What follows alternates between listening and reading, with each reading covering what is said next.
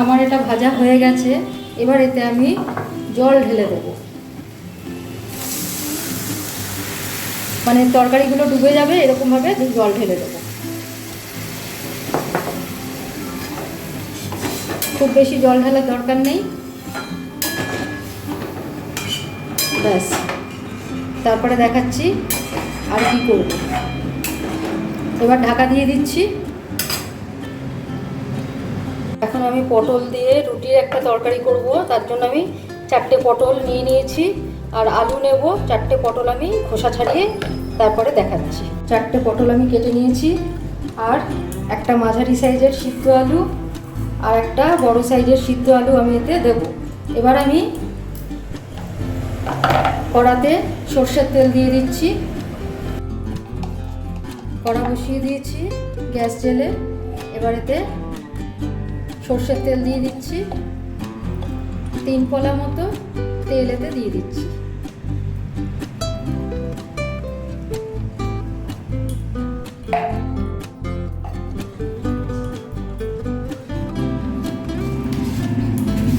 এবার এতে আমি দিয়ে দিচ্ছি অল্প একটু 5 ফোড়ন। আঁচ কমিয়ে দিয়েছিলাম একদম, যাতে পুড়ে না যায়। আচ্ছা, তারপরে দিয়ে দিচ্ছি 2টো চেরা কাঁচা লঙ্কা, আর এই একটা হাফ রয়েছে এটাও দিয়ে দিচ্ছি। কাঁচা লঙ্কা দিয়ে দিলাম।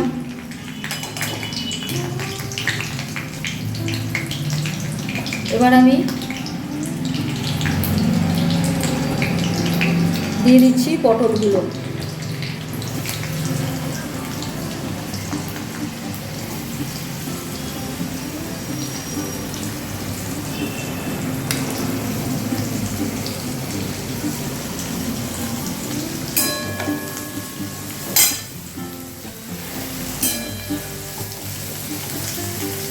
পটলগুলো একটু ভাজার পরে তারপরে আমি আলুগুলো দেবো, কারণ আমার আলুগুলো তো সবসময় একটু ব্লাঞ্চ করা নয়তো সিদ্ধ করা থাকে, সেই জন্য এটা এখন আমি ঢেকে দিচ্ছি।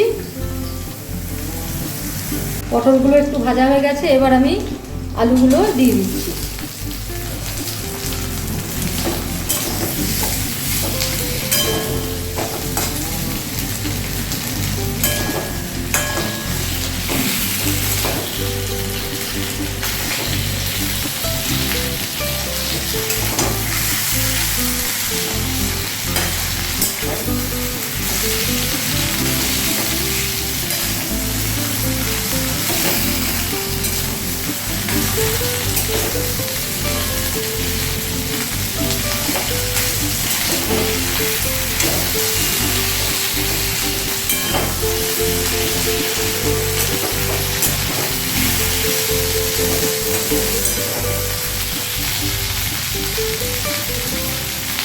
এবার এতে দিয়ে দেবো হলুদ।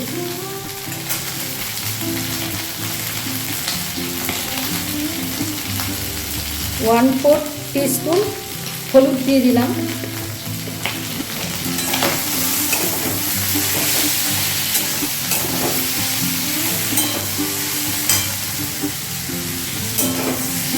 মাছটা কমিয়ে দিচ্ছি, নয়তো পুড়ে লাগবে। এবার এতে দিয়ে দেবো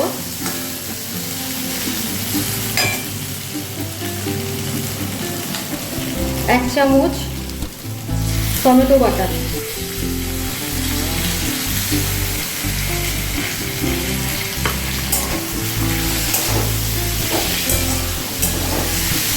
একটু টমেটো বাটা দিয়ে করে দেখবেন, খুব ভালো লাগে খেতে, আর মাখো মাখো হবে জিনিসটা। এবার এতে দিয়ে দেবো নুন।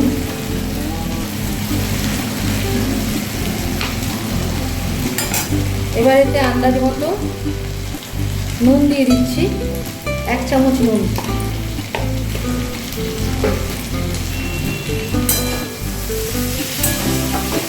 ভেজে নিয়ে তারপরে ফিরে আসছি। একটু আঁচ কমিয়ে দিয়ে এবার একটু সবগুলো যাতে ভালো মতো মিশে যায়, ভেজে যায়, তারপরে দেখাচ্ছি। আমার এটা ভাজা হয়ে গেছে। এবার এতে আমি জল ঢেলে দেবো, মানে তরকারিগুলো ডুবে যাবে এরকমভাবে জল ঢেলে দেবো। খুব বেশি জল ঢালার দরকার নেই। ব্যাস, তারপরে দেখাচ্ছি আর কি করব। এবার ঢাকা দিয়ে দিচ্ছি,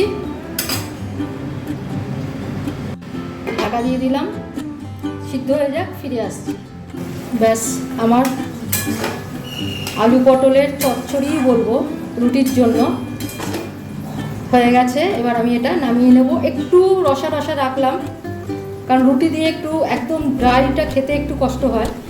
তো যাদের ইচ্ছা ড্রাই রাখতে পারেন, আর যাদের ইচ্ছা নয় তারা হালকা করে দিতে পারেন আর কি, এরকম আমাদের মতো রাখতে পারেন। এবার নামিয়ে আমি সার্ভ করব।